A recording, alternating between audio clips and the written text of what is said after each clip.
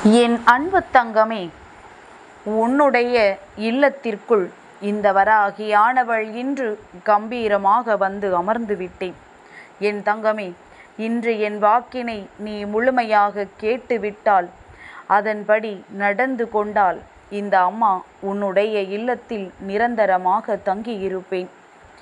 என் பிள்ளையே, என் வாக்கினை உன்னை கேட்கச் சொல்வதற்கு மிக முக்கியமான காரணம் ஒன்று இருக்கின்றது. என் பிள்ளை, எல்லா சூழ்நிலைகளையும் நீ சரியாக எதிர்கொள்ள முடியாமல் மனதிற்குள் மிகுந்த கவலையோடு இருந்து கொண்டிருக்கின்றாய்.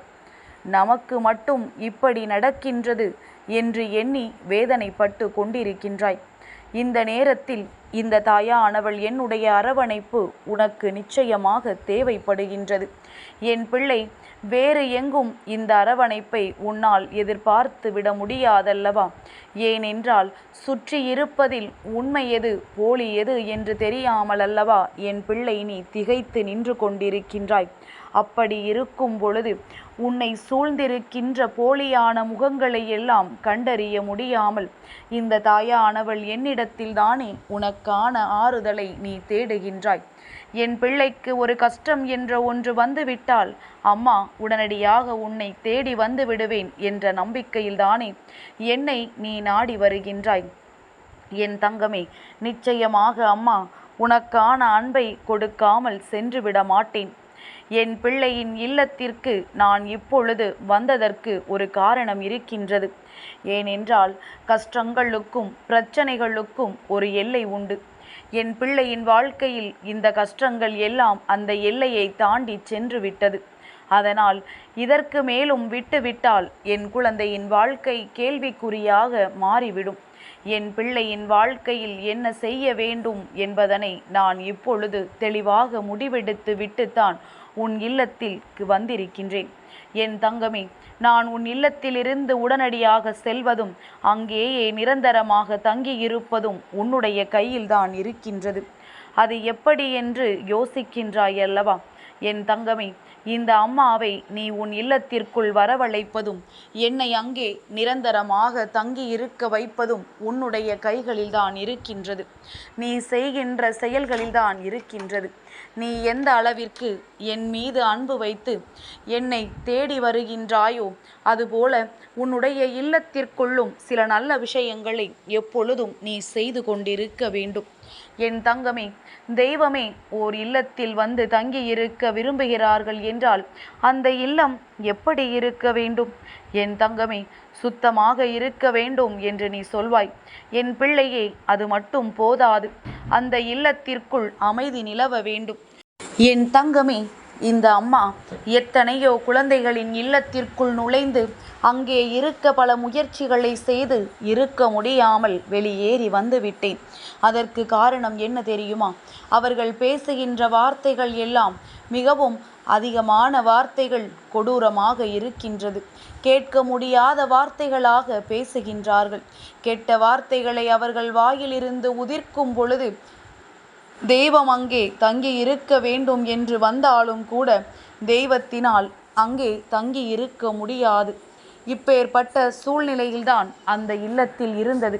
அதனால்தான் இன்று உன் தாயானவள் உன் இல்லத்திற்குள் வருவதற்கு முன்பாகவே உனக்கு அதனை சொல்கின்றேன். உனக்கு நான் சொல்வது எல்லாம் சரியாக புரிந்துவிட்டால், அதை நீ சரியாக பின்பற்றிவிட்டால் இந்த தாயானவளை உன்னுடைய இல்லத்திற்குள் நீ தங்க வைப்பது என்பது நிச்சயமானதாக மாறிவிடும். அதன் பிறகு உனக்கு எந்த சந்தேகமும் தேவை கிடையாது. இந்த அம்மா நம் இல்லத்தில் இருக்கிறாளா இல்லையா என்பதை பற்றிய எந்த ஒரு சிந்தனையும் உனக்கு தேவை கிடையாது. அம்மா நிரந்தரமாக அங்கே குடியமர்ந்து உன்னை எப்பொழுதும் நல்ல ஆசீர்வதித்து கொண்டிருப்பேன் என்பதனை நீ புரிந்து கொள்வாய். என் தங்கமே, அமைதியான சூழல் ஓர் இல்லத்திற்குள் எப்பொழுதும் நிலவ வேண்டும். அதற்காக யாரும் யாருடனும் பேசக்கூடாது என்றெல்லாம் உன் தாயானவள் நான் சொல்லவில்லை. என் தங்கமே, பேச்சுவார்த்தைகள் நல்ல பேச்சுக்களாக இருக்க வேண்டும். தவறான வார்த்தைகளோ சண்டை சச்சரவுகளோ அங்கே இருந்துவிடக்கூடாது. என் தங்கமே, சண்டைகளும் சச்சரவுகளும் அங்கே நடக்கிறது என்றால் அந்த இல்லத்தில் தெய்வமே இல்லை என்றுதான் அர்த்தமாகும். என் குழந்தை, அங்கே சந்தோஷம் எப்பொழுதும் இருக்கிறது என்றால் தெய்வம் அங்கே வந்துவிட்டது என்று அர்த்தம். இதை நீ சரியாக செய்துவிட வேண்டும். தெய்வத்தை நிரந்தரமாக்கி உன் இல்லத்திற்குள் உனக்கான அத்தனை வேண்டுதல்களையும் நீ நிறைவேற்றி கொள்ள வேண்டும். இதற்காகத்தானே இத்தனை கஷ்டப்பட்டு கொண்டிருக்கின்றாய், இதற்காகத்தானே இத்தனை பாடுபட்டு கொண்டிருக்கின்றாய். என் தங்கமே, பிரம்ம முகூர்த்த வேளைகளில் எழுந்து யார் ஒருவர் தீபம் ஏற்றி தெய்வத்தை வழிபடுகின்றார்களோ, குறைந்தது 48 நாட்கள் இதை தொடர்ச்சியாக யார் செய்கின்றார்களோ அவர்கள் வாழ்க்கையில் நல்லது நடப்பது உறுதியாகும். தெய்வம் அவர்கள் இல்லத்தை விட்டு ஒரு நாளும் வெளியேறிவிட மாட்டார்கள். என் தங்கமே, எல்லா தெய்வங்களின் ஒட்டுமொத்த ஆசையையும் பெற வேண்டும் என்றால் பிரம்ம முகூர்த்த பூஜை மிகவும் நல்லது. பிரம்ம முகூர்த்த பூஜை என்பது அதிகாலையில் செய்யக்கூடிய பூஜையாகும். காலை 5:30 மணிக்குள் நீ செய்து முடிக்க வேண்டும். என் தங்கமே, இது போன்ற விஷயங்கள் எல்லாம் உனக்கு கொஞ்சம் கொஞ்சமாக தெரிய வரும் பொழுது நிச்சயமாக இதை நீ பின்பற்றதான் செய்வாய். என் பிள்ளைக்கு தெரியாமல் தானே இது போன்ற விஷயங்களை செய்து விடாமல் வாழ்க்கையில் பல சோதனைகளை அனுபவித்து கொண்டிருக்கின்றாய். என் தங்கமே, எல்லாவற்றிற்கும் மேலாக ஒரு விஷயம் இதற்குள் ஒளிந்து கிடக்கின்றது. அது என்ன தெரியுமா? தெய்வத்தை மனது நாடும் பொழுது உன் மனதில் இருக்கின்ற எதிர்மறை எண்ணங்கள் உன்னை விட்டு விலகி ஓடும்.